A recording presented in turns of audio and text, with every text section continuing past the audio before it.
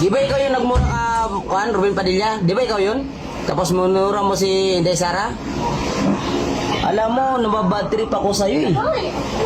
Ikaw boy tato, puking ina mo puking ina mo boy tato pakiparating kay boy tato pagsingmas kami kay boy tato pakiparating kay boy tato, ikaw boy tato ikaw boy tato tatanggalin ko lahat yung mga tato mo kapag magharap tayo sa Ito. Marami ang nag-aabang sa maaaring bakbakan ng dalawang ito mga idol.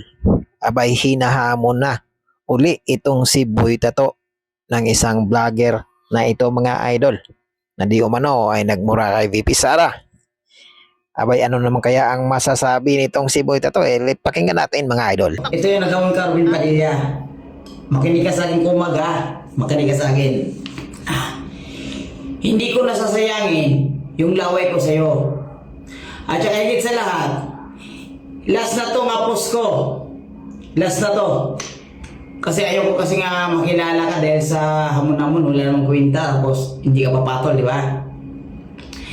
Pag lumaban ka sa akin, tapos pag mag-PM ka, papalagan kita. Oh, bukas. Oh, hindi kaya Sabado. Mag-sit ka. Mag-sit ka. Gagawa ako ng schedule. Linggo, laban tayo linggo. O ayan na, nag-set na itong si Boy Tato sa linggo. Bukas mga idol, linggo na mga idol. Nakarating na kaya itong hamon pabalik nitong si Boy Tato doon sa naghamon sa kanya. Aba mga idol, hindi lang yon ang naghamon kay Boy Tato recently. Mayroon pang naghamon dito mga idol. Hindi lang suntukan at barilan pa. Mapanood nyo rin yan dito sa video na ito mga idol. Laban tayo linggo, papalagan kita. Pero ikaw kumag, makinig ka ha. Ito, kahit anong mura-mura mo sa akin sa video, hindi kita papatulan. Ha? Ito, sinabayan lang kita kasi madaldal ka na kumag ka Ha? Madaldal ka na Isang video lang to. Kung talaga matapang ka, mag-PM ka sa akin, video call tayo, laban tayo sa linggo. Anong baksing-baksing pinagsasabi mo? Bakla ka ba? Ha?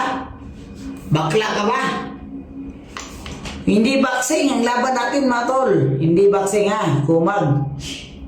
Hindi baksing. No gloves. Hand drop gamit. Eto talaga may tapang. Ito maganda. Parang bare knuckle mga idol. Walang gloves. Bare hands. Eto matindi. Ito yung aabangan natin mga idol. And just like what I said earlier, hindi lang naman ito yung taong naghamon sa kanya. Meron pa. At yun na nga. Barilan pa ang gusto. Eto. Panoorin nyo. Dali.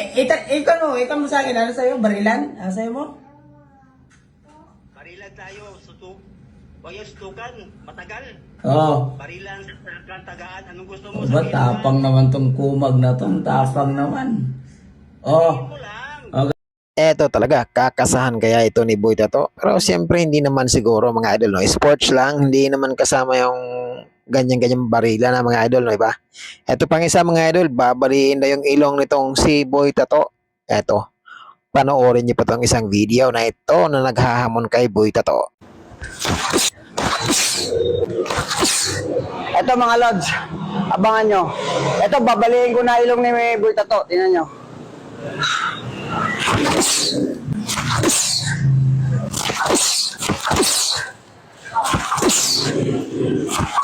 Mga idol, medyo pila yata ang mga gustong makalaban itong si Boy Tato. Mga idol, medyo magiging busy ang schedule ng mama.